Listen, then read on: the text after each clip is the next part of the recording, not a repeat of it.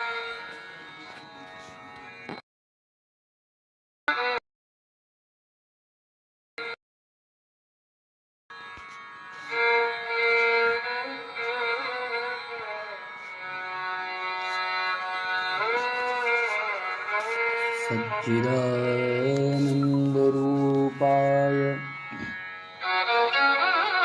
विश्वोत्पत्त्यादिहेतवे तापत्रयविनाशाय श्रीकृष्णाय वयं नमः। भगवान श्री कृष्ण के पाद पद्मों में, चरणों में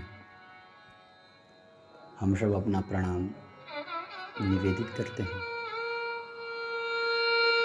भगवान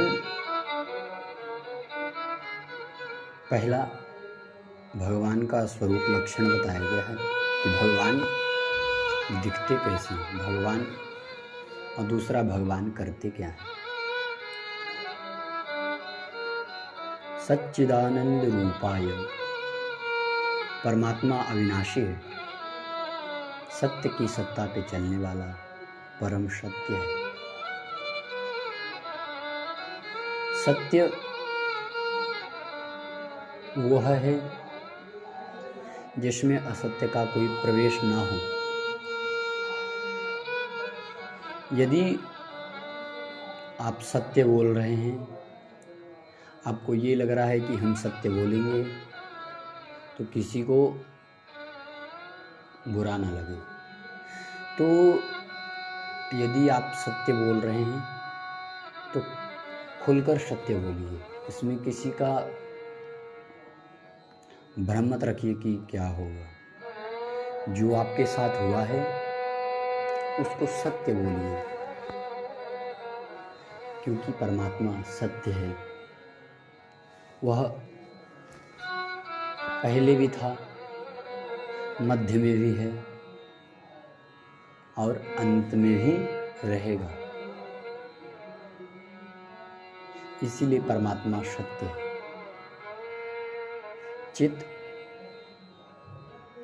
चित मने प्रकाश, जगत प्रकाश प्रकाशक रामू।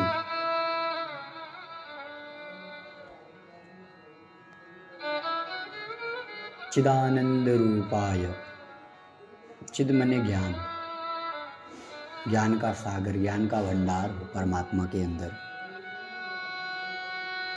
क्योंकि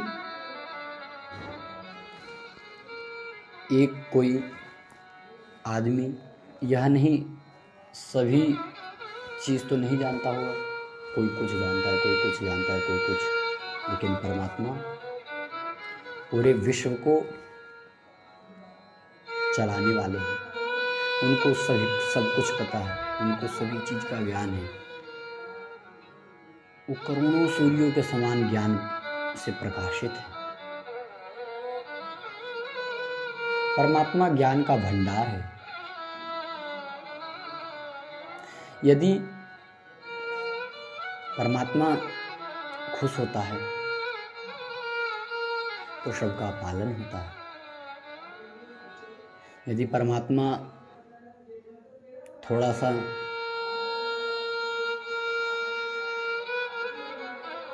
गड़बड़ कर दे तो पूरी पृथ्वी 15 मिनट में नष्ट हो जाएगी, थोड़ी देर में नष्ट हो जाएगी। भगवान मुस्कुराते हैं तो सबका पालन होता है। यदि भगवान नेक से मुंह टेढ़ा कर लेते हैं तो यह पृथ्वी नष्ट हो जाती है। और आनंद, यदि हम डंलप के गद्दा पे सो रहे हैं तो वह आनंद नहीं है। यदि हम कुछ खा रहे हैं तो वह आनंद नहीं है। यदि हमें कोई भी करोड़ों का सामान मिल गया तो वह आनंद नहीं है। आनंद तो भगवान स्वयं है। भागवत के चतुर्थ दिवस की कथा में भगवान का जब जन्म होता है तो बोलते हैं नंद घर आनंद भयो जय कन्हैया लाल की। तो आनंद भगवान स्वयं श्री कृष्ण है, इसीलिए उन्हें नंद घर आनंद भयो जय कन्हैया लाल की उन्हें आनंद कहा गया है। और विश्वोत्पत्त्यादि हेतु वह विश्व का पालन करता है, पूरे ब्रह्मांड का पालन करता है।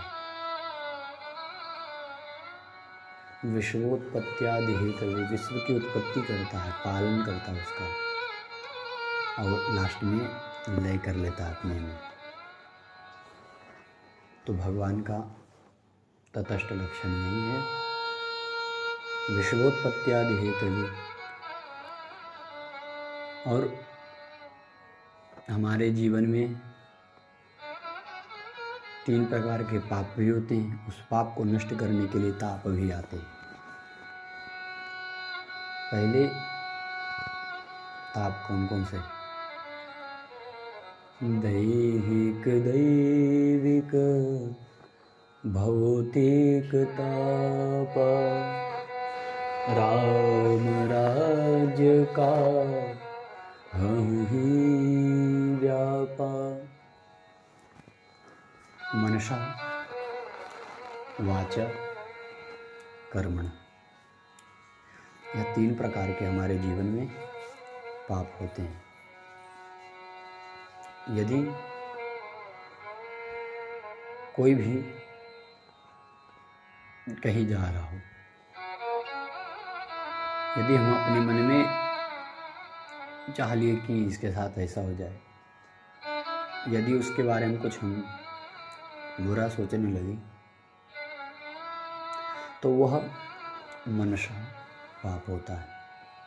उसका प्रायश्चित गिरने वाले को नहीं भोगना पड़ेगा, जो उसके बारे में सोच रहा था उसको भोगना पड़ता है।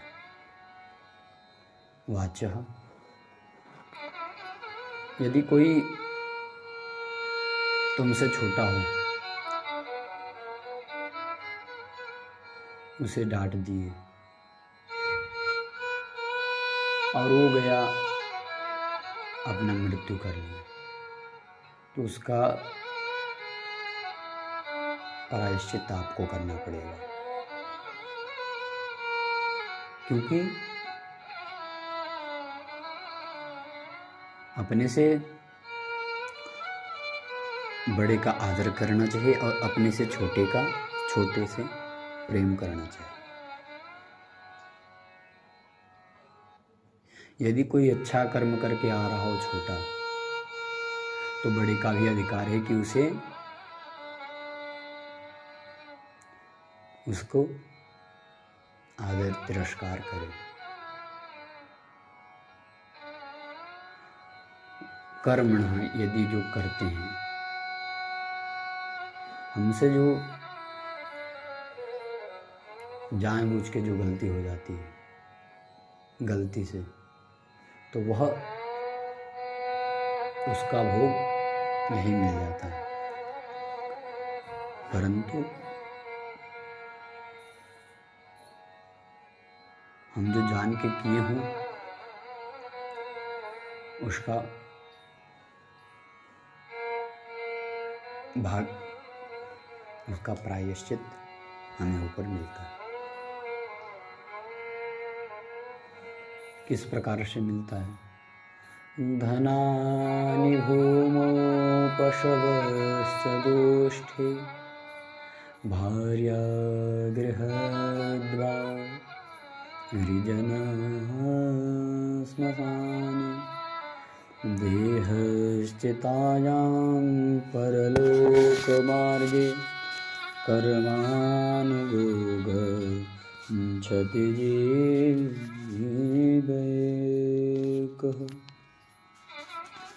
धनानि भूमौ पशवश्च गोष्ठे, भार्या गृहद्वार हरिजनः श्मशाने। धन इस धरती पर धरा रह जाता है, इस धरा पर धरा रह जाता है। धनानि भूमौ पशवश्च गोष्ठे, पशु आदि गौशाले में रह जाते हैं। भार्या गृहद्वारि जना श्मशाने, पत्नी घर के द्वार तक साथ देती है। गृहद्वारि जना श्मशाने, जो और भाई बंधु जो भी हुए वह श्मशान तक जाते हैं।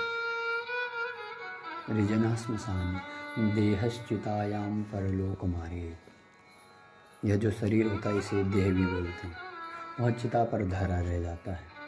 देहश्चितायाम परलोक मार्गे, परलोक मार्ग में कर्मानुगो गच्छते जीवयेगा, हमारे साथ कुछ भी नहीं जाता, हमारे साथ केवल पाप और पुण्य के घड़े जाते हैं। तुमने जिस प्रकार से जो कर्म किया हो उस प्रकार से तुम्हें उसका फल मिलता है।